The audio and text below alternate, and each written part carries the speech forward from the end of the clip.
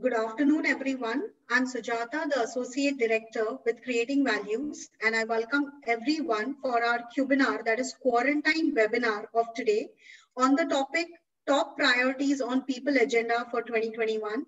We have been joined by HR and business leaders for this enterprising discussion. Just a note to all of our attendees who've joined us on YouTube.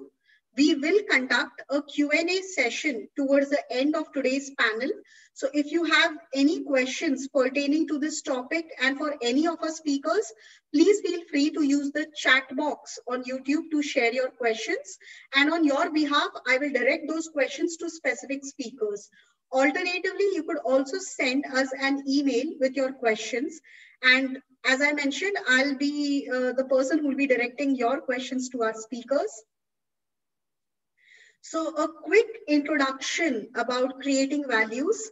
Creating Values is an ISO certified management consulting firm. We provide strategic advisory services to organizations across industries. The domains in which we provide our consulting services include people and culture, which is our HR advisory arm. Technology and risk is our ID consulting arm. Business strategy consulting, brand strategy consulting, and executive search consulting. In 7 years of operations, we have completed more than 225 plus projects. We have worked across more than 15 industries, and we are proud to have a repeat order rate as high as 90%, and that talks about the quality of our service delivery. These are some of the major services which we provide in our people and culture, which is our HR consulting practice. If you have any questions pertaining to either of these services, or if with regards to what should you be doing for your HR function effectiveness, for interventions at an organizational level, please feel free to get in touch with us. We'll be happy to discuss the possible avenues of collaboration. A note to our attendees about our upcoming webinar. Our next webinar will be conducted on 20th of November at 4 p.m. And the topic is leveraging technology for greater success in sales and marketing. We will be joined by CXOs who will be talking about how they have leveraged technology within their respective organizations for the enhancement and for the enablement of their sales and marketing functions. So please make a note of it and join us on 20th of November at 4 p.m. for leveraging technology for greater success in sales and marketing. So without any further ado, let's start with today's panel discussion. First of all, with a quick introduction. So as you're aware that today's panel discussion is on the topic Top Priorities on People Agenda for 2021. The pandemic has influenced the business agenda on multiple aspects, including human capital and technology. HR leaders have become an integral part of the management discussion, especially the ones that impact the people strategy. So let's hear what today's HR leaders have to tell us about the possible priorities that they have on their people agenda for 2021. So we have with us Ms. Monica Goel, the Director HR at Indify Technologies. She has over 14 years of professional experience in HR. She has worked vastly on aspects of employee engagement, building HR foundational frameworks and processes, performance management, succession planning, competency framework, to name a few. And her main focus has been on building organizational culture and values. She actively participates in industry and HR forums for self-learning, as well as for sharing her real work experiences and subject matter knowledge on varied HR concepts. Our next speaker is Ms. Kiran Bhatia Tandon, Head HR for Loyalty Prime. She is a self-driven HR professional with over 18 years of experience. She has worked in multiple industries such as healthcare, e-commerce, automobiles, and ITS. In her current role, she is spearheading the strategy, design, and implementation of enterprise-wide HR and people practices. She too focuses on culture aspects while managing virtual teams. Our next speaker is Mr. Anshul Dureja. He is the MD and CEO of Creating Values. Mr. Anshul has more than 2 decades of work experience in multiple domains and industries. Prior to founding Creating Values, he was President Corporate Operations at one of the leading mid-sized companies in India. He has handled global roles for global teams, for large global teams. He was awarded with a Young Entrepreneur Award for Excellence in Management Consulting. He's a happiness coach, and we call him the Chief Enablement Officer at Creating Values. So with that, I would request our speakers to turn on their camera and to unmute themselves so that we could initiate the discussion of today. It is my privilege to actually interact with these esteemed dignitaries and to moderate today's panel discussion. So let me first direct my question to firstly to Ms. Monica, and then we could go to Ms. Kiran for her views on it. Ms. Monica, what are the notable changes with regards to HR strategy, which we have seen in 2020 and that will get carried forward to 2021? Thank you, Sujata. First of all, thanks for giving me an opportunity to be on this platform. I look forward to share a lot and of course learn a lot specifically from Anshul. Coming to a question, I think there may not be any change as such in HR strategy, because I believe the prime job of any HR is to make sure that the company builds its place in the marketplace. And that one strategy of an HR will continue whether it was 2021 or whether it's going to be 2021. But what exactly will change, keeping the strategy the same, is one, how will we hire, keeping in view the new culture that has come up, keeping in view the new normal. Two, how would we keep our employees engaged? How would we make sure that they find value in the work that they're doing? How would we make sure that they are able to know the impact that they are making in the overall system? Because they might be working from home, or they might be working from office, or they might even be working from a cafe. And the third point is make sure that as an HR, how do we make sure that every employee in the system is able to find meaning in his or her work? So I believe that the strategy of HR will continue to be the same. The way to attain that strategy might change. And everything that I spoke of, it cuts down that in 2021, the focus would be more on building a robust performance management system with trust as the baseline. So that's what I have to say. Great. So I think the key takeaway would be with trust as the baseline. Absolutely. So that is how, and rather I think that has been the foundational piece that this pandemic has taught us. It is about trusting, about empowerment. It is about, letting people be productive and shine in whatever format they can and from wherever they can. So that's the whole Absolutely. point. And so with that, the same question, Ms. Kiran, I would direct to you. What are the notable changes with regards to HR strategy that you have witnessed in 2020 and maybe specifically in these pandemic times, and that you think would get carried forward to 2021? Ms. Kiran, you're on mute. Thank you so much, Sujata. It's a privilege to join this platform, and thank you to you and Anshul for inviting me. Adding on to Monica's views, I would say that 2020 has been a year of changes, has been a year of self-reflection. So I would say the first notable change which I saw in 2020 is like there has been an increased focus on workers' well-being. When I say worker, I don't mean blue-collar worker. It could be your contractor, it could be your full-time employee. Then there is people are exploring virtual reality for corporate training nowadays, which was not a case earlier. Then other priority I have seen and experienced at Loyalty Prime as well is making a workplace and experience, which is the topmost priority, considering the new normal is remote working.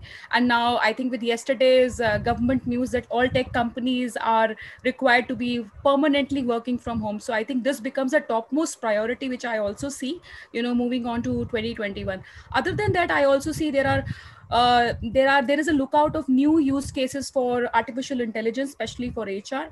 There is more of digitization happening in the area of HR. I wouldn't say it was not there earlier, but there has been an increased focus. Now there is a recruitment for skills rather than a college pedigree.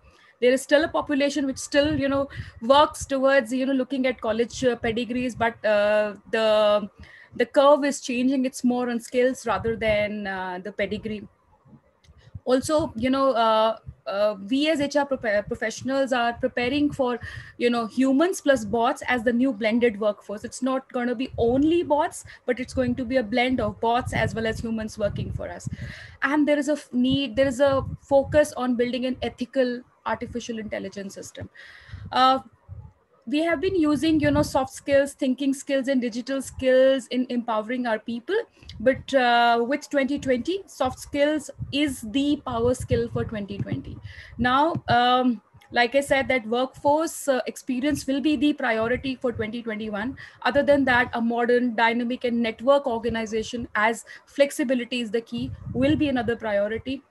And employees will be learning all the time because you're disrupting your workplace all the time. So learning becomes continuous, and all employees need to be engaged with a continuous learning program. Then enhancement of employee experience, new ways of appraising employee performance, like Monica just mentioned. There will be, of course, new leaders, new roles coming up, human resources becoming digital, big data, is going to be at the service of human resources.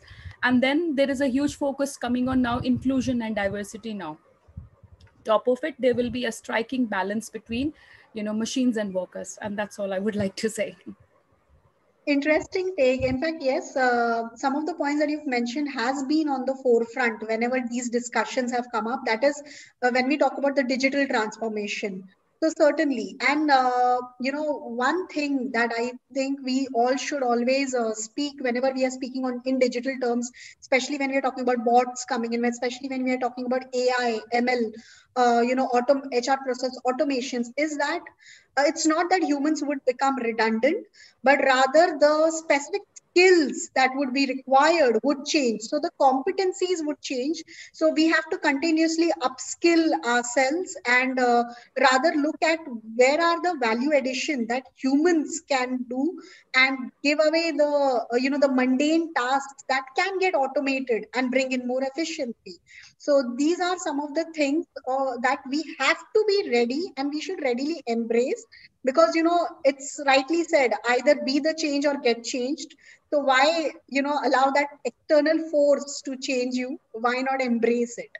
And yes, and before we move any forward in this discussion, just a note to all of our attendees, given that this technology, although it's enabling us today for these quarantine webinars, but we might still face any certain technical glitches.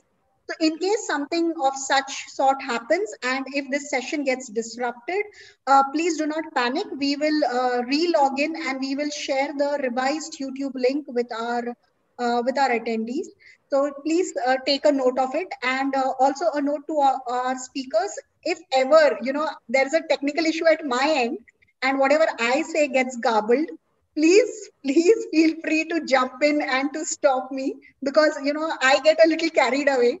I've gotten so used to conducting these webinars. So with that note, let's move to our next question. And the next question, I'll first go to Ms. Monica for her views, and then I will come to Mr. Anshul on it. So Ms. Monica, do you think skill and competency development of workforce will take a center stage in 2021? And if you could elaborate a little on it. I would expect Anshul to speak on this first, but fine, given me an opportunity. So Yes, of course, competency will play a very important role in 2021 because just as I said, as in response to question one, performance management a critical role in 2021. It has played in 2020 and it will continue to play its role in 2021 with trust as the baseline. And when we talk of performance management system, it becomes very important that for building a robust performance management system, the employer puts in efforts on one, skilling of the employees, which will of course continue in 2021 as well. In fact, I like to share one example here. MS Excel, though we all felt that yes, it is one of the very important needs, but I realized that in last 6-7 months, this need has strongly come up across all roles, across all functions. Because when we were in office, if we had any if we faced any issue, we would just run to the next desk and get it resolved. But here it becomes a little difficult. So I realized that MS Excel as a skill has come up as even a greater need in last 6 or 7 months. Same goes for Power BI. So before COVID or before 2020, we were all focusing on Power BI as pockets, few employees who would like to learn. Now I see 50% of the total population saying they like to gain expertise in Power BI because they feel that's the need of the hour and possibly would continue in 2021 as well. So coming back to the question, skilling, yes, it would of course play a very crucial role. And when it comes to skilling, the important aspect in addition to that is that competencies will also play a very critical role. The competencies which made an employee a star performer, perhaps in 2020 or before that, would take a 360-degree change as to the competencies which will make you a star performer in 2021. An example that I could share is, I think that now companies would focus on competencies like how good are you to navigate through tough times, to be able to transform, to be able to pull out the best from the tough times. How good are you to manage two extremes? At one end, you have to learn from your past, and at the second end, you have to even think about the future. Keep thinking about the future, learning from the past. So these are the two very crucial competencies that I've seen has come up as need across varied functions. And I think such changes in competencies and skilling needs would continue in 2021, which of course will again take you up in a pyramid to a performance management system. And just as I said, with trust as a baseline.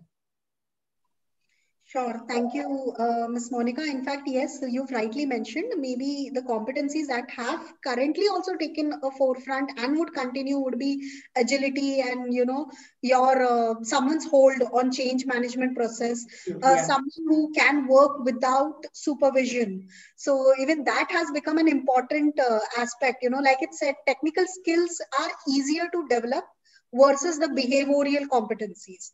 So many times that could possibly become the focus. So Mr. Anshul, the same question to you, that do you think skill and competency development of workforce will take a center stage in 2021? And, any examples or anything that you can elaborate on this front? Sure. Thank you, Sujata. I think, finally, you have reached to me. I was just wondering when my turn would come in, but it's really nice. But nevertheless, I think Monica and Kiran, both of them spoke pretty well and welcome both of you. I would say it's a great pleasure on behalf of Creating Values, though officially Sujata has done the honors, but I think it's lovely to see both of you. Kiran for the first time and Monica, of course, after a long time, I would say. Thank you. Thank you, Monica, for having a faith in me that, okay, Anshul would be the most ideal person. I'm not the ideal person. I would say thanks for the respect which you always bestow on me. But I think my knowledge is all about when I learn from people like you. I would say people like you who are too well-read, who are doing the groundwork much more deeper than probably I have ever done in my career. I think when I meet and interact with people like you, my knowledge really gets blossomed up. So I think that is something which I'm really very thankful. I also wish, I would say, Vivek a very speedy recovery before I start. I hope he jumps on pretty soon back enough. Coming to the question, Sujata, which you asked me in terms of the skill and competency, I would like to treat them as two different things. Skill and competencies are, both of them are very different. If I talk about the first aspect, which is the skill aspect, in 2020, we saw a huge rainfall of skills trainings being happening. So organization, and to be fair with organization, I would say all organizations really reaped in because of multiple factors. People were at home, all employees were at home. You have to keep them engaged. One of the biggest reasons. Second, the cost effectiveness was very low because suddenly you found that a lot of virtual trainings are happening at a very, very low cost. You had time, you had resources, and you had to have everybody engaged. So I think that was something which was very evident. So a lot of skill training happened. In fact, I was speaking to some of my friends, and one of my friend who's a HR head in $1 billion firm. So he was telling me, he told me a couple of months back, in the last 10 years, I wouldn't have done, in the total 10 years, I wouldn't have done so many trainings for my staff of what all I have done in the last year. So eventually in 6 months. So if we see, it's a huge count of skills. So a lot of skill development has happened in 2020, but is the competency development? I have my little doubts. And when I say I have my little doubts, because the numbers tell me a very different story, and I may be totally off tangent over here. Probably Monica and Kiran can correct me, or any of the audience probably can offline reach out to me and probably help me correct myself. What we know of the Indian scenarios, very few organizations really have implemented competencies, or they have defined competencies. In 2019, and roughly prior to some 2-3 months prior to the pandemic when it struck, we had done a research with the CHROs and HR leaders. And what we learned was that 38% of the organizations don't have defined competencies at all, 38%. And of all the balance 62% who had, roughly around 80% plus didn't had anything beyond behavioral competencies. So you didn't had any leadership-based competencies, you didn't had any role or functional-based competency, you only had behavioral those. So predominantly, the numbers which we are talking about is very, very skewed towards a very, very small percentage. So if the competencies are not been documented, so what level of effort which would have gone? So Monica was telling me that yes, in a physical landscape, if I didn't know something, I have to learn because that is something I can't walk to my person sitting next to me. That's very okay. But how is it really getting linked to the competency of a role? So I think those are some of the pieces and challenges HR leaders have struggled. And I'm very optimistic that in 2021, skill has taken a good amount of upswing in 2020. I think 2021 is the year wherein a lot of organizations would really, when they are confronted from their leaders, you have done so many trainings, show me the money, show me the measurement. And when there would be a challenge in terms of showing them the money on the trainings, then they are going to fall back in terms of the competency, because everybody needs performance. So from our employees or from the HR heads, the management demands performance. So that performance could be shown by the HR heads if they are able to measure competencies gap, which has been accomplished. And that would only happen once you have competency. So I see 2021 to be a big game changer in that arena. Sure. Thank you, Mr. Anshul. In fact, Is there a pause? Could I just add one line to it, Anshul? Please. Yeah, so please. Pretty well said. I think post 2020, now when corporates have really felt the need for a competency-based system, I think because they felt what worked earlier may not work now. Yeah. So one way of looking at it is that you may not have a formal draft kind of a thing, or you may not have competencies defined and a behavioral anchor chart defined. But somewhere at the back of your mind, you know, okay, fine, these are the few things that you need to look into a candidate, or perhaps you need to work within the system so that these can be groomed within the system. I think that's one big step that we're going to soon take. And if that fits into the whole ecosystem, slowly the corporates will get aligned that yes, competency can make a big impact in the system. And just as I said, the two very critical competencies, they have actually come to the forefront. That if you work, if you kind of get somebody into the system, keeping in view that these two competencies are there, or these are measured, or these can be groomed, I think that will have a very, very big impact in getting that person into the system. So my only viewpoint is that yes, there could be gap in terms of kind of mending the cloth or getting onto the root cause, which is a competency system. But now corporates have really kind of felt that yes, a competency system within their system can help them a lot into bringing effectiveness. Yes, I agree. Sure, thank you. And as usual, I have to apologize for my maid ringing the bell, although, you know, there are very clear instructions given to her that Fridays do not come at 4:30. But, you know, she has this rigidness as one of her competencies, and she does come at 4:30. So competency developments in 2020 started. Yeah, assessment is done, feedback is given, but development hasn't happened. Okay, so and on a serious note, getting back to today's topic, so I like both of our speakers have shared. Yes, and I'll segregate the inputs shared in one aspect of being as the employer or the management of a company versus the employee side.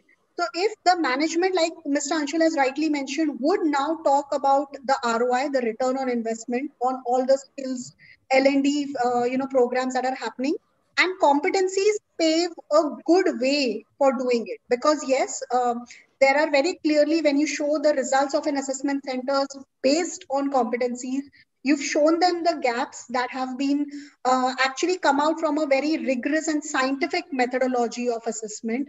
Then you can actually show them the results of the development centers once the development centers are conducted, and the performance, the performance parameters on whichever you're measuring them, there has been an improvement in it. So there's a clear ROI which can be showcased to the management. So that's on the employer side or the management front. Versus when I talk about the employee front and why employees, why it's a good thing to have a documented competency framework and a properly derived competency framework is because you would always be able to answer for them what's in it for them, what's in it for me. An employee would know very clearly that, okay, this is what is expected. And this is a properly documented process that, this is what is expected from me on my job role. This is what I have to do. And this is how I will get groomed further. And, there has been a major shift in the employee mindset.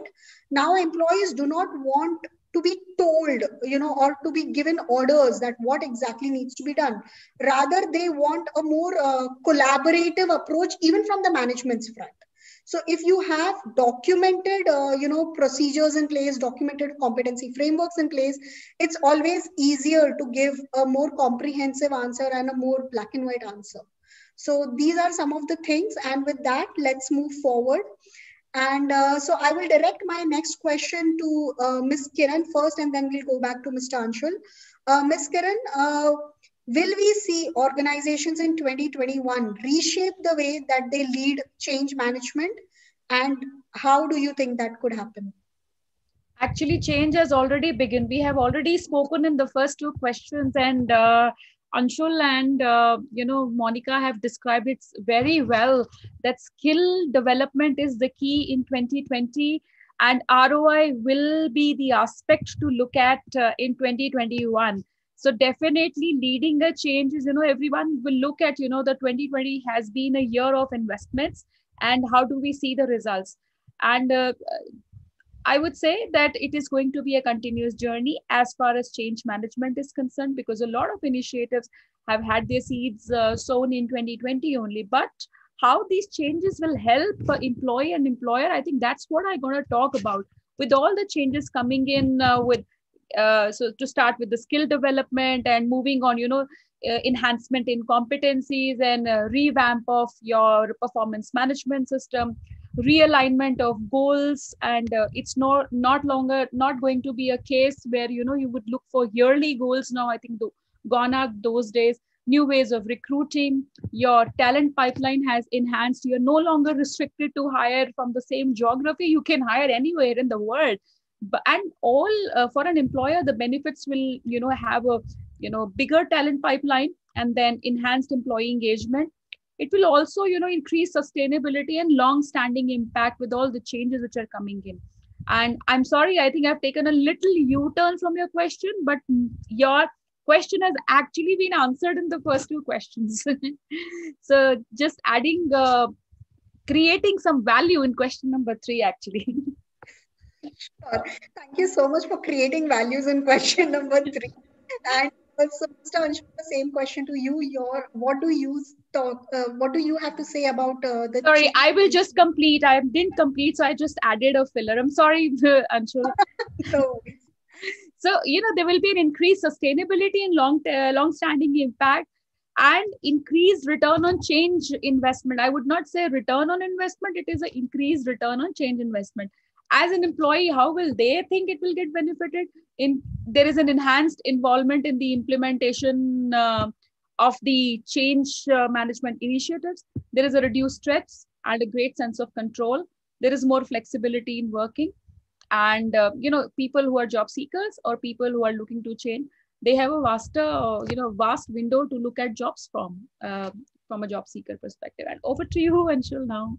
Okay. Thank you, Kiran. I would say you are free to talk about creating values in all the questions. Forget question number 3 alone. I would be the most happiest person to learn about it, know about it. So my response, Sujata, on the change management aspect is that certainly I think change management has often been talked about, but a lot hasn't been done in terms of walking the talk.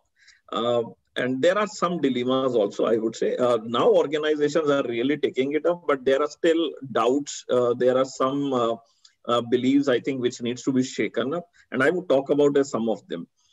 As I have seen, there are 2 ways in how an organization really approach implementing a change management program. When an organization is small, it keep on telling itself that we are too small for it. So let's not take it, because the energy and the focus of the organization should be on the growth to be put up. And when they become big, by that time, they have become so big that there are a lot of hierarchies. There is so much of a creepy bureaucracy which steps in. And it's just like moving a white elephant within the room. So the change doesn't happen because suddenly there are no foundation pillars you have established in terms of change. So I think if you ask me, if you want to do change management, start off yesterday. So forget the size and the scale where you are in, but you should be. Now comes to my second part B of the point which I want to say is in terms of what is change management. So Kiran told a very great deal in terms of if you are implementing this, you want to have something on employee experience, how you do employee engagement, how do you really do even PMS or bring in some changes in the way you hire. These are all very, very real aspects. And I won't say I beg to differ, but probably I would give a new paradigm in itself. I think, and I personally have been a very key advocate of HR heads and HR leaders don the role of probably management level in their own organizations. So my belief is that the HR leaders should think beyond HR. So HR changes is one part. You are the owner of those changes, what all we have spoken of on the HR fraternity. But I think we need to have a very good and very clear picture in terms of the ownership at the organization level of the change management. And trust me, the management doesn't want to own it up, but they would be very happy if you own it. So what are the changes I'm talking about? I think in the broad line, we have to define what exactly is change management for an organization. And when I say so, I think anything which has to be established within the organization, which changes the employee experience, period. Anything which impacts the employee experience on an ongoing basis has to be managed with change management. So one is the changes within the HR. You talked about Kiran, TA, your PMS, the way you get even seated, the way the G&A facilities are provided, and stuff like that in terms of various ways. So one is the HR changes. The second things and the other things which probably get impacted, the employee experience get impacted is majorly through technology. If I change the way you log into your system, that's a change management. So I think there's a lot of ways in terms of how we have to address. So I think IT is one aspect. Your supply chain procurement, any employee wants to order the stationery, hypothetically for him or her, or in this virtual world, anything. How are they going to do it? Simple requisition changes. How are they filling their, I would say, expense statement? Now, if those all processes are getting changed, so HR functions and HR leaders really have to kickstart not only their own functions on change management, but the entire value chain with one single line. And that is, anything which impacts my employee experience, I am the owner. So you have to establish that within the organization. I think this is something which I wanted to talk about in terms of change management. Interesting. So anything, it could not necessarily be related to the HR ops or HR frameworks, but anything that impacts the employees at large. It might even impact a simplistic program or an application on their laptop, but it is a change that they have to continuously live with. Then that's the experience that would count, and that is where HR leaders have to go beyond the functional boundaries and own up the change management. So that's an interesting take. So thank you, Mr. Anshul, for sharing that. So with that, let's move to our next question, and I'll go back to Ms. Monica for it. So Ms. Monica, one of the big things which has come up to the forefront in these tough times has been the culture. So how do you see organizations focusing on culture and values, especially during 2021? Okay. Sujata, I'll go slightly back to what Anshul said, and I think the answer lies in there. He spoke about change management, and he said change management is about anything which impacts the employee experience. Very well said. I think the acceptance to change management has also changed. And because the acceptance to change management has changed, there is an impact or change in the culture as well, which will continue till 2021. So to give you a small example, one of my professors said that, let's assume that you have a small piece of cloth and something has gone wrong with them, and you find a very short gap treatment of that. You try to mend it. But now the acceptance to change management is, why has this happened? What is there wrong at the mill in terms of the strength of the thread, in terms of the dye, in terms of the size of the cloth, in terms of the stitching and everything that has led to this? And that's the acceptance to change management to get to the root cause. I think this last 6 months, this 7 months, 2020 has actually brought that shift. I come from a startup, and I've seen that first 3 years of journey were focusing only on growth, nothing else, just as Anshul said. But now the whole viewpoint has changed that, okay, fine, we really need to work on building a strong employee experience into the system. And now since that has come to the forefront, and that's what has brought the change in the culture. Culture and values in 2021. So culture for me is, what do your employees talk? What do your employees say about your brand, about your system? That's all. That's what tells you the culture. And when we're talking of culture spanning in 2021, I think it's all going to be about employee bonding. It's all going to be about employee connect. It's all going to be about how do employees make an impact, and do they know how they are making an impact? Because we all would be working in silos. So, and that actually takes us to the change management, which takes me back that, okay, let's go back to the mill. What is it that we can do which will bring a drastic change into this? We are not going to take small steps or something which will just mend, but we're going to really bring a drastic experience into this whole supply chain.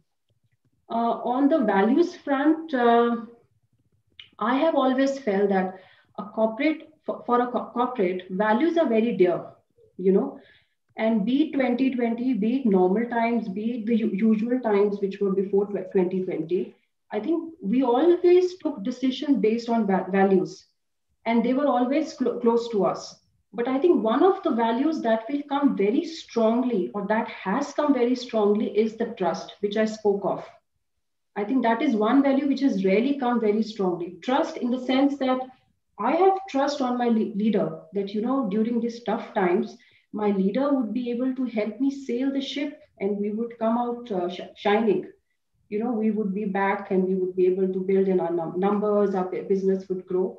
And leaders have trust on us that, okay, irrespective of where you're working from, we don't want to micromanage. We have empowered you, and we want you to give your best. These are the some things, these are the few features, or these are things that have really come out very well into the system. And I think they would continue into 2021 as well. Thank you. Sure, thank you. So, Mr. Anshul, the same question to you. What do you wish to share when it comes to the organization's focus on culture and values, and especially how would it pan out in 2021? Okay, my view is that organizations who didn't invested in their culture before, and there were few, I won't say all, 2020 would have been certainly a big pain, because this year, nothing has been tested and tried much more than your culture. So when Monica talks about the trust and all, and what all pieces, great pieces she talked about in Indify, I think it is all because of the culture. And even in fact, it goes much more beyond trust. I would say it goes to their core value of integrity. So I think that is something wherein, oh, come what may, I have to own and deliver. So I think I still remember Monica. So I think that's why culture is so very important. When organization passes through rough patches, I would say the solid foundations is your culture. That's why it's an area where you should invest a lot, and you should always have a focus. And there's no destination. So if we say, okay, I have reached this plateau of culture, no, it's only a milestone. So you have to keep enhancing and excelling your culture better than what it was yesterday. So I think that is something which is always there. And irrespective of everything, I think in 2021, the investments in culture boosting would continue. On the values, I would say, just like Monica was telling in terms of the trust, and I talked about integrity, I would say values are again the bedrock of the culture. So culture is the bedrock of the organization. The values are the bedrock of the culture in itself. So, in fact, talking about Indify, I think we were proud to co-derive values for Monica's Indify. And I'm sure those values were which Indify now has held the organization together. And I'm very, very happy and pleased to listen to what Monica had just said. Values by their own nature, I think they guide us in the time of duress, in the time of distress. I feel a lot of organizations who already have defined values are looking to reinforce them in 2021, certainly for sure.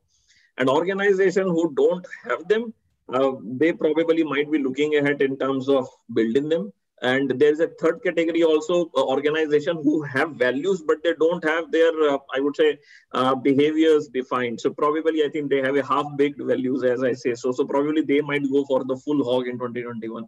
But nevertheless, I think culture and values is something which would be something which would be to watch out for in 2021. And for I would sum it up by saying, for those of you who are looking to get anything of the values and the behaviors made, I think Monica is a good reference point to check. A little bit of conflict of interest there, but still. Thank you, Anshul. Thank you. Okay, so thank you to both the speakers. And, in fact, because we work so widely on people and culture, there are so many meetings in which we go and we are speaking to the management, and because culture is very subjective in nature.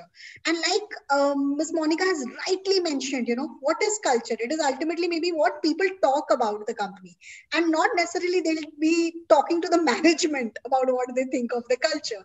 So it is sometimes, maybe at a tea break, at a coffee break, what is it that people are talking about the culture? So culture is very subjective in nature. However, there are ways of actually, doing a thorough assessment of your culture. There are parameters which make it objective in nature so that you can assess the culture. And why is it necessary? Because there are multiple studies which actually clearly show that organizations who invest and who work towards building a strong culture and they invest on their values, they always outperform their competitors who do not, work a lot on their culture. There are good statistical studies that show it and that back it. And there's a very famous saying which goes that, culture eats strategy for breakfast, lunch, and dinner. So if organizations have not invested and haven't yet thought about, whether or not they get ROI out of it, please get in touch with us. We'll show you those kind of studies, and it's high time that we should not wait for the next pandemic to happen so that we should start working on these pieces. It's better to have some proactive measures in place and not just reactive measures. So with that, I will move to my next question. So Ms. Kiran, my next question is for you. Do you feel 2021 will see organizations coming to the drawing board to meticulously review and sharpen their people empowerment initiatives? Absolutely.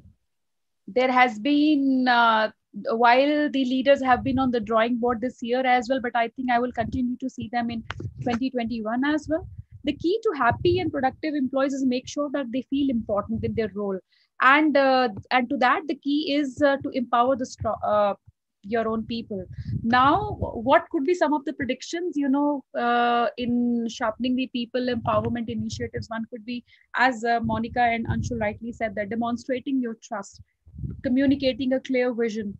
As all of us work in a remote culture, so don't avoid a small talk. If people want to reach out for just little conversation, keep that room open in your calendar so that people can reach out to, or maybe have your status say that, ping me, if you need any help. There were days, in office when we used to call it, open door policy. There is no door now. The door is your login window, be it MS Teams or be it your Google Meet. And, this time also, let people take their vacation time. Hardly any people, if you have seen that in 2020, because of remote working, people don't want to take vacation time because they feel that I'm not able to go outside, I won't take it there. It's a time to ensure that people take their vacation time, and that will help them feel empowered. How? Once they come back, they get fresh, they have more energy and fresh mind to think of managing the new way of working.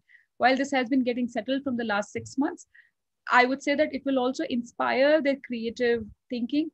Other important aspect, I would say that, which is also required for people to look at, going back to drawing boards, is, showing appreciation to little efforts as well. You are not there physically to people to, applaud for them. So any little effort people do showcase your appreciation. Listen to the concern. Like I just said, that keep a window open for you, and practice forgiveness for the mistakes. Everyone has a unique story at their home, or unique challenges while they are going through the pandemic. So forgive for little mistakes, and play on their strengths, because that's the key to make them successful. And that's all for me. Sure. Thank you, Ms. Kiran. And yes, rightly said. So ultimately, how do you sharpen the creativity or the innovation, curve of people is by empowering them in whatever form you can. And yes, showing appreciation. So for whatever efforts they are putting in, given the unique challenges that, some common and some unique challenges that all of us are facing. And, like it says that we all might be in different boats, but we are in the same storm. So that's the feeling that everyone has to own up during these times. So Mr. Anshul, the same question I would pose to you, that what do you think, with regards to people empowerment initiatives, how in 2021 or even currently, how is it changing? How are organizations strategizing on this front? And what should they rather strategize on? Okay, Sujata, I was listening very empathetically to Kiran. I think she was very excited talking about people empowerment, and probably my small talk probably might discourage her, but I have a very different point of view. Apologies upfront, Kiran. If you ask me about the people empowerment, truly speaking, I say no. Among all the pieces, I think Sujata has asked me today, I think this is something which I'm the least optimistic on. And my apologies for being a little candid and sounding it with a tone of negativity, but unlike many other things I foresee to happen, I think this is an area I really don't see any major shift happening. And I would back it up with some facts also, which I have learned over my years of career. I think first and foremost, we don't have any definition of what exactly we mean by people empowerment. Now, what people empowerment is at Loyalty Prime would be very different than what it would be in Indify. So I think that understanding of what is exactly is people empowerment is in itself very uncommon. So there's nothing common in the uncommon. So I think that is point number one. It's a very big challenge, because till the time we specify, we really learn. So probably if a person moves from Indify to Loyalty Prime, his definitions change itself in terms of what is a people empowerment. So I think that is a catch. One of the other second point is in terms of some people also relate that people empowerment comes with DOA. So you have a delegation of authority, probably meaning who can approve a particular purchase, or probably who can approve a particular expense, and then there's some amount of authority which is getting imposed. People treat that as also as a people empowerment. It is not. Honestly, a delegation of authority or a DOA in small sense, it is not a DOA. It is simply a DOP, which is delegation of power. Very simply, it is not even people empowerment. So it is not a DOA. It is not even a people empowerment. So what exactly is people empowerment? To me, I think that is something which is the key. If we are able to define, and I'm not authority in terms of defining, I would just share with you something which I have learned with my white and salt pepper here. People empowerment to me is letting employees feel empowered of the decision they can take. Very simple. It's not about what they are getting. It's about what decision they are making, what decision they can take. And I would just simply probably have I would probably ask any one of you, and you may tell me, both of you are head of HR in your respective organization. Is there a document which you can tell me, this is something I am signing these documents because I have been given a specific power to sign this, or authority to sign this? I really don't know about your organization. The chances are that in 90+% organization, it is not. So it is an assumed power. It is not a delegated, documented, defined power we are talking about. That to me, of what all decisions I can make in an organization, is the people empowerment. I would say this is something, let me explain it very, very simple. Hypothetically, there's a person probably in a middle level, senior level. Let me talk about my earlier example of financial bills approval or purchase approvals. What is the workload we are talking about? Probably out of his day workload, he might be having 5%, 10% of the same piece. What about the 90% workload? We need to concentrate on the 90%. Are we making him take or her take a decision which is really empowering that person to be very, very happy in his job? Probably, I think that is the key. That 90% is the key. So we really need to have a DOA, but that DOA, delegation of authority, has to be on the processes approval, not on the financials approval. I think that is the one big thing. And if we are able to create that, it directly translates to a very happy employee, and that happiness translates to a very employee who's engaged. So I think the people empowerment dilemma in itself has to get started from the definition of it. What do we intend to do about it, leading to happiness, and then to employee engagement, and then finally to the longevity and alignment with the organization. These are my views. Sure. Thank you, Mr. Anshul. So maybe in some ways you have simplified it, but also a little complicated it, maybe. So if I understand, and if I have to sum up both the speakers, then yes. First of all, the definition of empowerment would be different from organization to organization. And then there are various other factors which even impact that. It could be the size and scale of operations. It could be, is it more of an entrepreneurial setup, or is it more of a professionally driven organization? So all of these factors also impact in what is the understanding of empowerment. And yes, like Ms. Kiran has rightly mentioned, if there is an empowerment, if there is something, then the innovation, the creativity that an employee can bring to the table is at a different level altogether.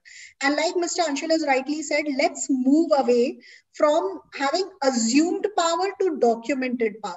So instead of having a delegation Is authority, that is, I can just sign off and allocate maybe up to 1 lakh of things is what I can approve and sign on. Rather move to processes front and define what is my authority, my empowerment level. And the moment we have a delegation of authority which is documented, employees are empowered from the perspective of making decisions. And why making decisions is important is because it speeds up the process for multiple factors. Why do we need to follow a major hierarchy of approvals when something could have been done quite quickly and efficiently? So maybe these are some of the key takeaways that we all as HR, as HR practitioners, as well as for management, that, things to ponder upon and things to be worked upon in 2021. So with that, I will move to my next question. And this question, I would first reach out to Ms. Monica for her views, and then I will go to Ms. Kiran for her views. So Ms. Monica, what are some changes that you foresee in the way the companies hire? Although you've touched upon this briefly in your prior responses, but if you have to go beyond that and add more substance to it in the ways companies hire. So I think my response would differ if Anshul was to answer this, or perhaps Kiran was to answer this. I would rather suggest let Kiran answer this first, because I would come more from my experience with my brand as a startup, wherein the ecosystem, the world is entirely different. So perhaps Kiran, I request you to take the lead, and then maybe then I can add on. Sure. So, Ms. Kiran, if you could talk about, the changes that could happen on the talent acquisition front. Sure. I would say that thank you, Monica, for giving me an opportunity to speak first. And this has been touched upon the esteemed speakers earlier as well. I would say a couple of changes in the overall talent acquisition ecosystem. First of all, recruiting will become even more important than it is now. Second is, as an HR person or maybe as a business person, you got to use to get the changing in your hiring plans now. They will keep evolving. A third thing I would say that recruiters will bring more business strategy now. Fourth, it will be easy to track recruiting activity, but you need to care more about calculating business impact. We have been calculating recruiting activities and all those matrices, but it will be a time to calculate business impact. Fifth, I would say there will be better tools and tech, which will be key to boost recruitment teams' performance. Then I would say engaging passive talent, analyzing talent data, advising business leaders will be the key skills for recruiter in the way forward. And you never know, recruiting team will have more of non-recruiting professionals going forward. Overall, I would say that businesses and business leaders will need recruiters more, and recruiters will be called on to do more to engage passive candidates by offers or by analyzing talent data or by advising leaders to basically tease out long-term business results and to forecast future hiring needs, to basically master new technologies and to build new type of teams. Over to you, Monica.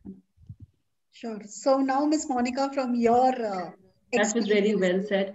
So I think from my personal experience of last 8 or 9 months, what will change or what has changed is, one, of course, data and AI has started playing very, very critical role in hiring.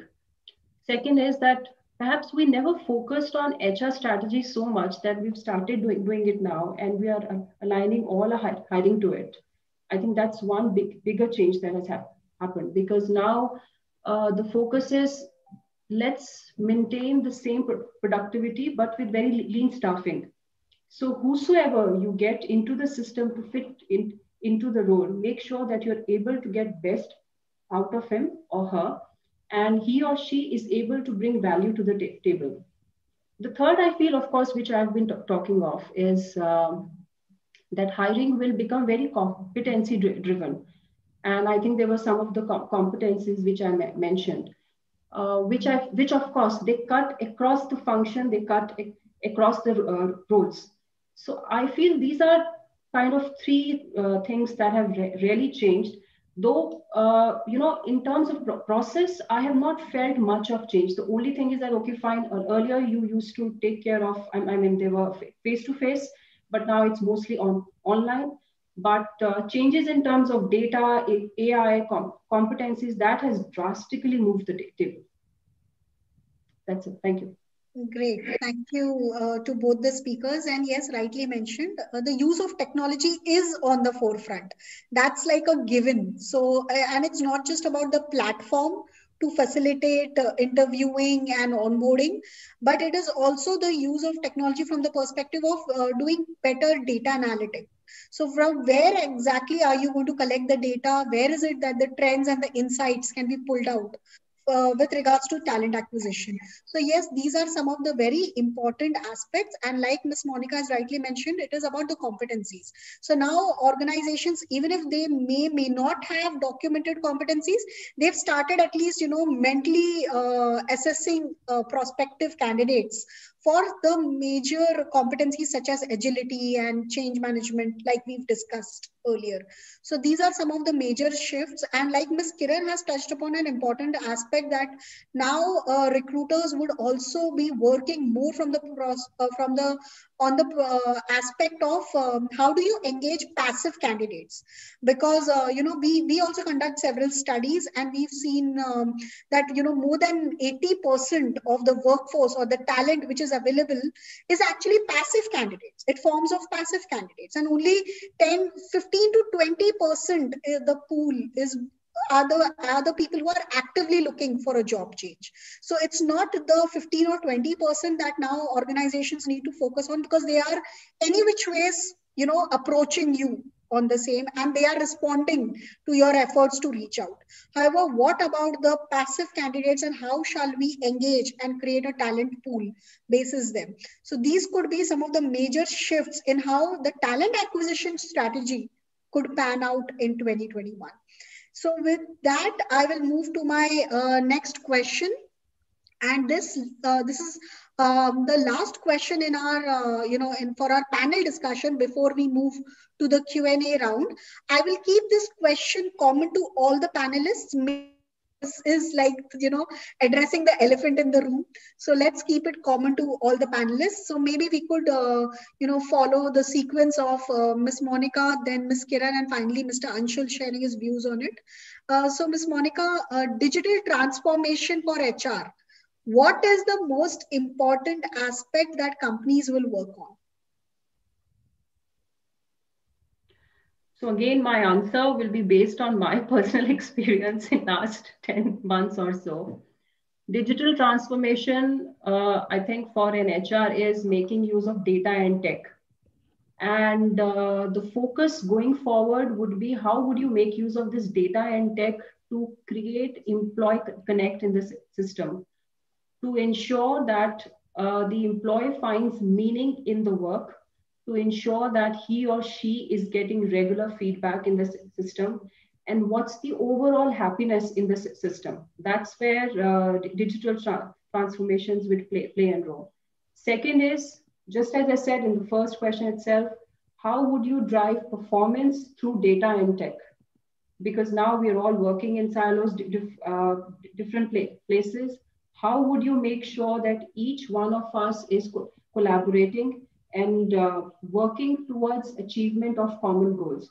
So I think that's where data and tech would play a role here. Great. So Ms. Kiran, if you wish to add on the digital transformation piece, and then we could move to Mr. Anshul. I think Monica has added it very well and summed it up beautifully. So I would pass it on for now. Sure. So, Mr. Anshul, your views on the digital transformation piece for HR? Yeah, I just like I was not very gung-ho in terms of the people empowerment. I'm very gung-ho on the digital space. And digital is impacting all aspects of our life, I would say, regardless of where we are, at what stage of, I would say, are we starting the digital wave or are we in the middle? I think it is going to impact us. So be it people or people processes, I would say digital would be a new realm for businesses to get redesigned themselves with technology. And there would be a lot of inherent and indirect leverage the businesses would try to accrue, direct and indirect both, I would say. The key question is not whether a company is using digital resources to build and promote employer brand also from HR perspective, but more also about how do they communicate. Communication is the key, what Kiran very rightly mentioned in initial pieces. But how they're able to communicate their digital employee value proposition. So it is not about the EVP, it is now becoming DEVP. So when a employee is probably checking out, I want to join a Loyalty Prime or Indify or even a Creating Values or any organization for that matter, what is the digital EVP for that organization is, because digital is the future. And if you're still not able to embrace that, I think God be with you. But I think these are some of the pieces which are really come up. Some of the aspects I would say which the companies are or probably might be working on or are currently working. I would say it should start, or it is starting with getting organizations getting themselves assessed where they are on this digital journey. Even before you head somewhere, you should know where you are. So I think and digital is a journey which is very, very new to organizations. So where are you and where you should be heading? What should be the milestones on the way? How you should get it over? I think those are some of the pieces.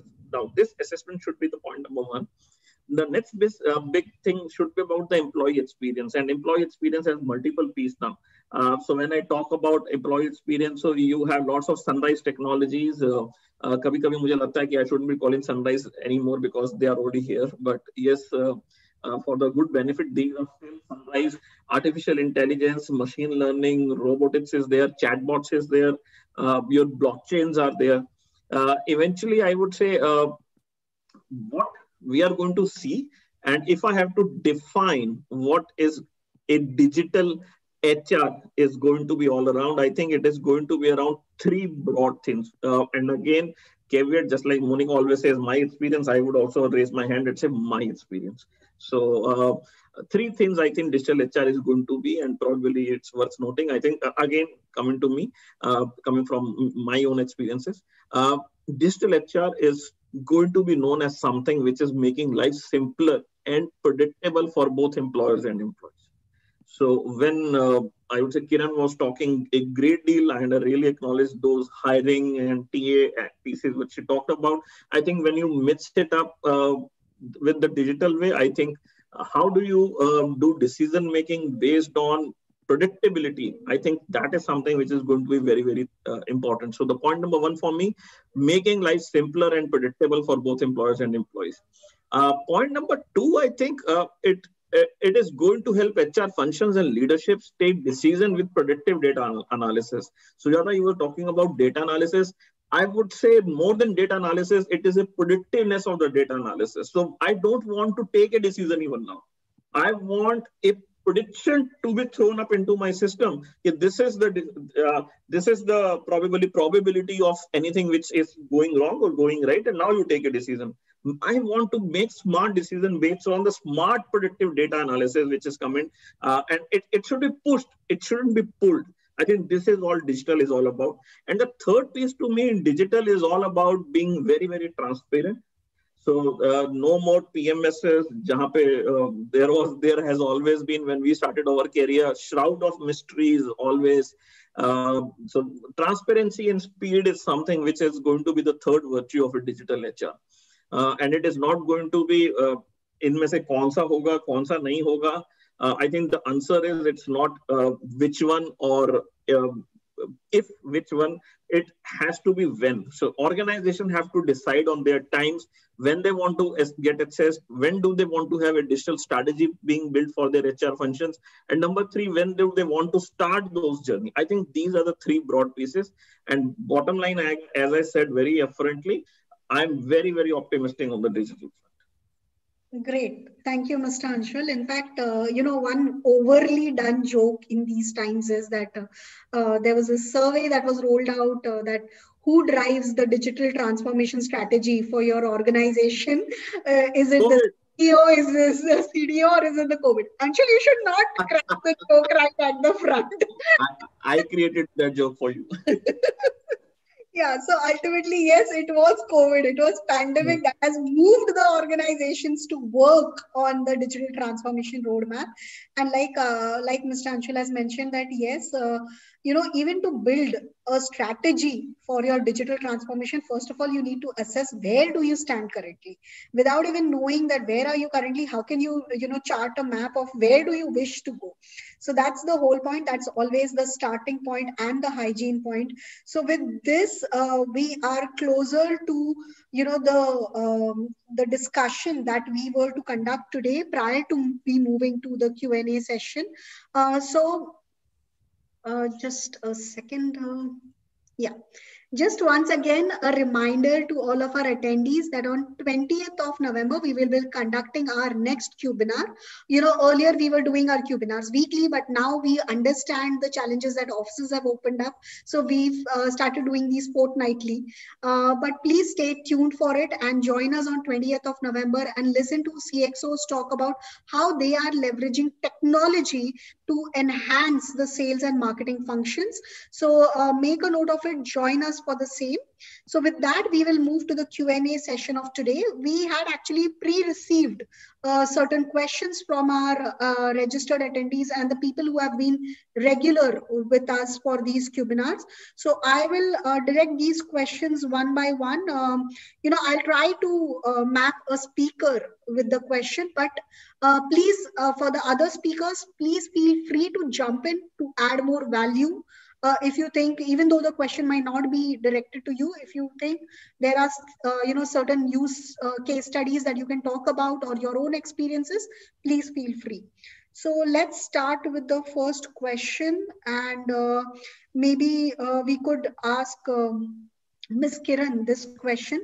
So Ms. Kiran, according to you, how important is it to revisit and revise one's HR initiatives for managing remote teams over a period of time? It's important because each day is unique and each day throws us unique challenges. I wouldn't say changing it every day is the key, but revisiting maybe quarterly or a half yearly, I would recommend. And it should not be not only your thought. As an HR, you are just drivers or enablers to bring in a culture. Culture is nothing but a set of values which all of us possess and which comes across as a common theme in the organization. Revisit these by discussing it with your business leaders or maybe with the employee resource groups. And most importantly, if you have an inclusion council or an inclusion leader in your organization, talk to them because they are the ones which, can help you make people, which can help you actually give you the voice of the people who know the pulse of the organization if inclusion is not aligned with HR. So yeah, to direct answer, yes, I think maybe quarterly or half yearly. Sure. Thank you, Ms. Kiran. In fact, you did touch upon a very important aspect and somehow, we missed upon discussing that at length, is the point of diversity and inclusion. Certainly, although just one disclaimer from Creating Values and that we've already done a full-fledged Cubinar on this topic. So maybe that is why it missed our, minds while drafting the session of today. But yes, that's diversity and inclusion has taken a major forefront currently, and it would continue as I see in 2021. And like Ms. Kiran has mentioned, it could depend even, some organizations might have dedicated individuals who work on it, who internally also review what is the feel, what is the pulse with regards to the inclusion aspect. And as we are working remotely, and this might be the normal for even 6 months or 1 year down the line. So then thinking about managing remote teams and also factoring in D&I, that is diversity and inclusion, while you're reaching out and managing remote teams would be an important aspect. So thank you, Ms. Kiran, for actually, pulling our attention to this important aspect that we had missed. So moving to my next question, and I would direct this question to Ms. Monica.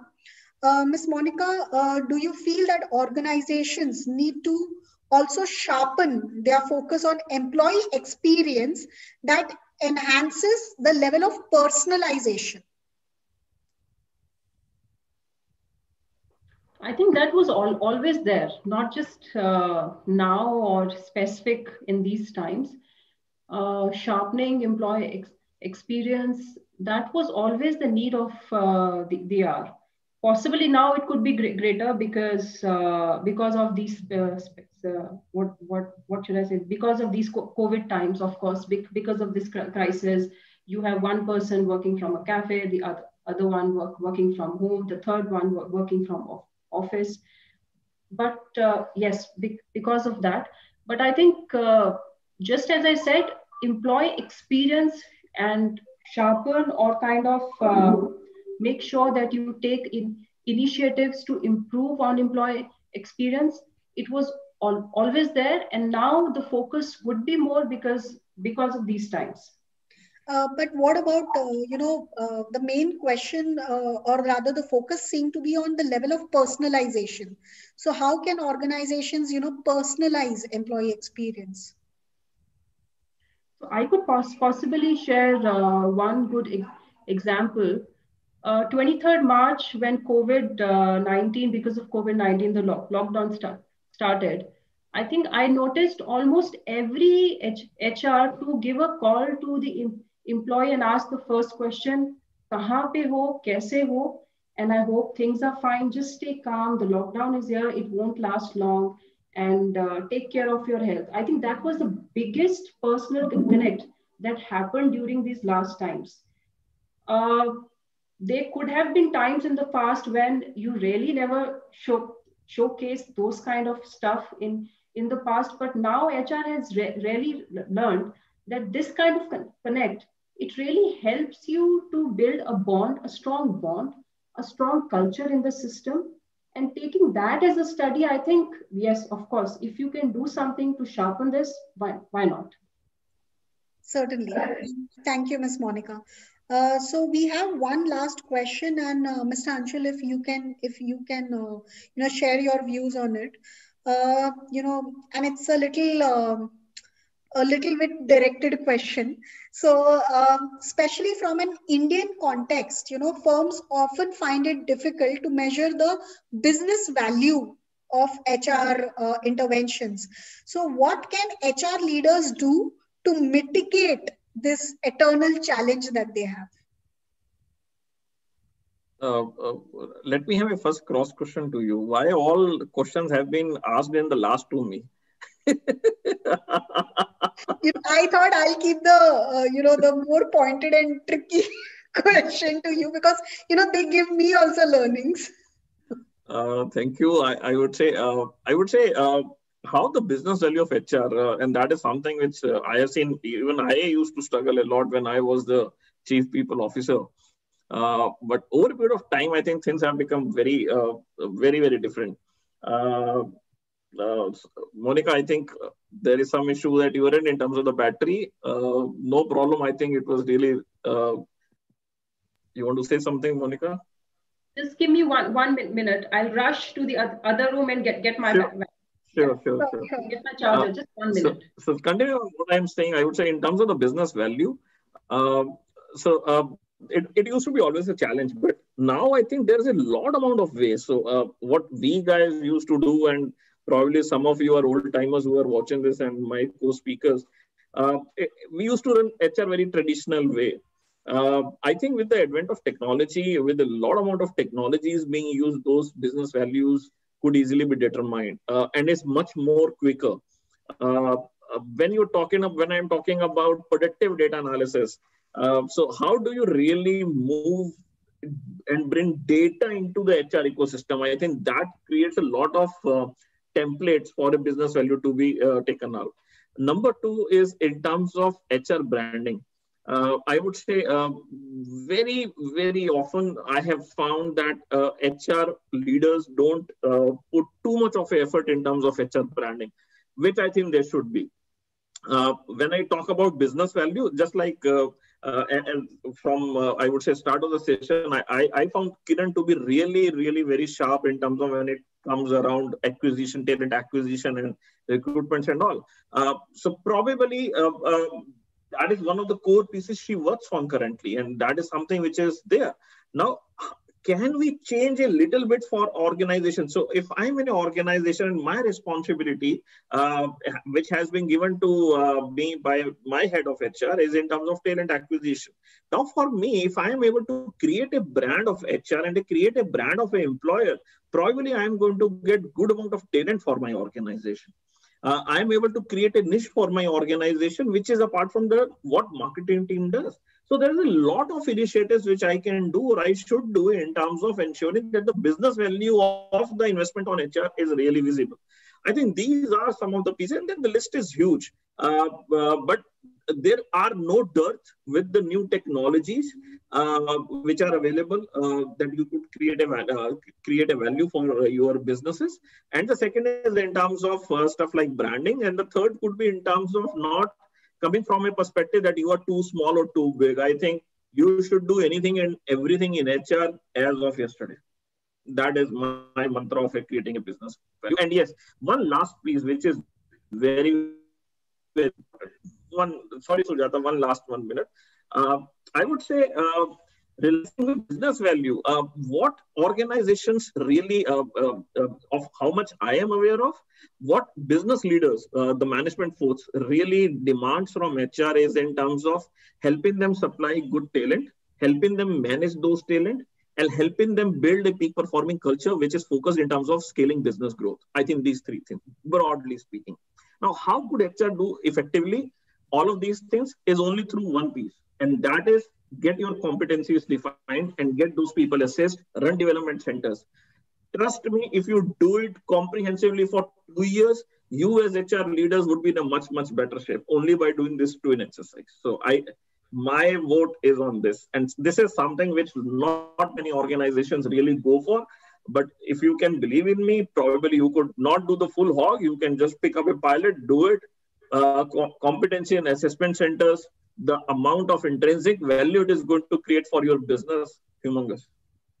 Great. Thank you, Mr. Anshul. So one point that you mentioned, and that reminded me of a saying that in God we trust, rest all bring data. So that is what even HR leaders have to do when it comes to approaching and discussing major pieces and interventions, and the impact that those interventions created is by bringing data to them. And there are multiple ways of bringing data. One is obviously the use of technology and better use of data analytics. Secondly is even competencies and assessment centers, even they provide you with data. Ultimately, that's data. So these are some of the things, and HR should not shy away from doing branding of even the department and the efforts that they are putting in. Branding are at multiple levels. One is obviously at the employer level, which is the company's branding. So whatever at employer level, the videos and everything that are created, whatever marketing collaterals are created, that's separate. But HR as a department, whatever major interventions HR is conducting, they should brand it internally, because even that creates a buzz about it. It helps you with better change management as well. Because people are already aware about what is happening and makes them already a part of your story. Plus, it can help you in procuring, better budgets in the times to come. So these are some of the very trivial things, but very important things that HR leaders should embark upon. So these were some of the questions. But before we wrap today's discussion, I would request all the speakers to share any final views that they have pertaining to our topic, that is, in 2021. The top priorities on people agenda. So Ms. Monica, if you could share, then we could move to Ms. Kiran, and Anshul, if you wish to share at the end something. Nothing specific as such, Sujata, but I would say one thing, I mean, that's what I've personally felt. So HR was always a player and was considered a player outside the field. I think this last 10 months has given a lot of power to HR, and HR has now become the player on the field. And competencies are here. And I think they will have a huge impact. The function heads, the business heads, they have kind of, they have felt the need. And I think if my business, which is a startup, always felt that growth is a priority, and now if my business says that no, let's do something to see what works in terms of competencies and what doesn't work, how we can make our employees more effective. I think if our system as a startup can think of it, I'm sure there must be 10, 15 other systems thinking of it.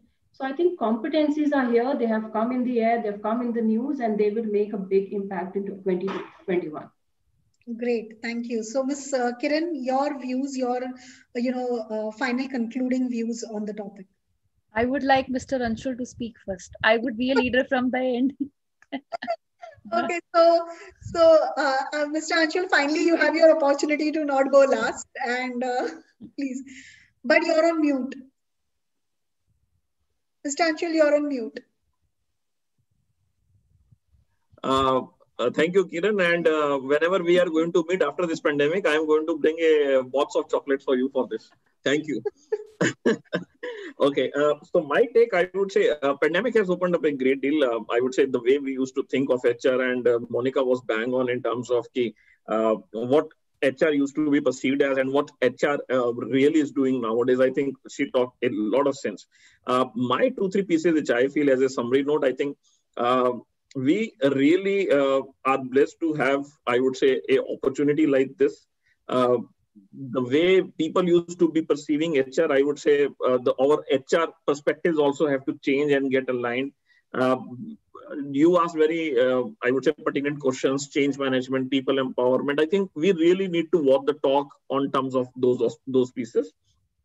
I also recall a great book and a great, I would say, a line shared by Vineet Nair of HCL, employee first and customer second. I think for many organizations, I think who used to refute that this line cannot go, we are a sales organization. I think in the times of pandemic, even for temporary basis, I'm happy that it really became, because I'm a people's person first.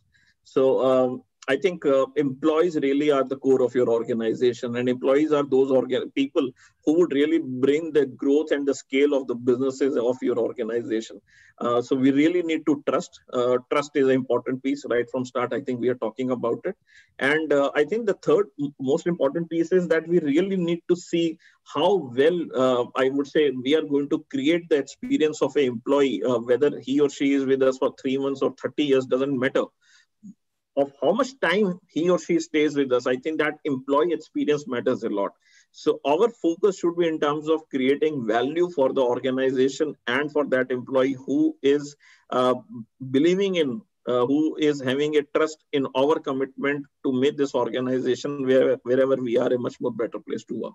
I think these were my concluding remarks. One last piece before I hand over the final piece to Kiran. Best wishes to all of my fellow speakers for the forthcoming Diwali and the festive seasons, and also similarly to my lovely audience who has stayed with us and kept blessing, creating values through the, I would say, these tough times. Over to you, Kiran. Thank you so much. So my concluding remarks will be, decoding HR. Be a resource. You are a resource for human. So be a human. Don't get restricted with your work environment. Unleash your potential. Help others beyond your, natural roles. What you get paid for. Now, why do I say that? The way any human being is formed, the soul is same when you are created, whether you are in this country or another country, or whether you are this living being or another living being. When God has made us included or the same thing, why not to have a similar experience and, giving a similar experience to people outside the world. If it goes really overboard, I would say this, just keep adding value to people's lives. And in case you think that a little help or a little response from you can help people, or maybe give a cheerful smile to people's face, why not? Sometimes you may have a role, sometimes you may not have a role. People are going through tough times right now, but with a simple response from you can really make a difference to people, or can add a clarity. So I would say be human, and you're a resource or human, just spread your wings. Great. Thank you, Ms. Kiran, for that. So putting the HR, the human back in human resources. So thank you so much for those views. I, first of all, take this opportunity to thank all of our attendees on YouTube, especially the ones who have been regulars with us since April.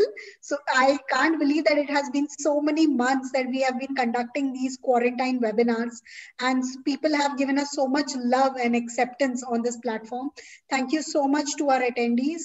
If you still have any questions pertaining to this topic or to any other session that we may have conducted in the past, please feel free to get in touch with us.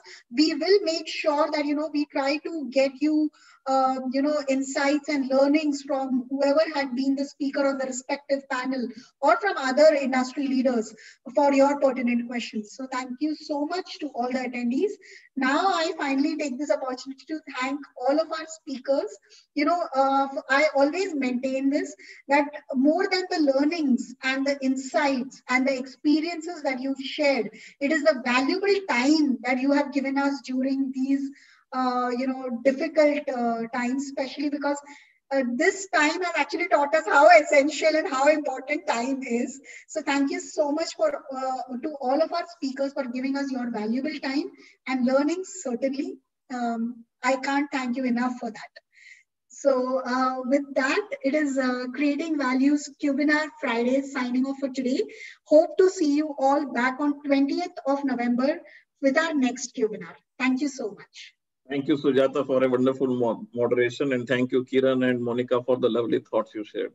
Thank you. Thank you. Thank you so much for the opportunity provided to me. And it's been really a blessing and mesmerizing experience, for me to hear pearls of wisdom from all of you. Thank you so much. Thank you. Thank you.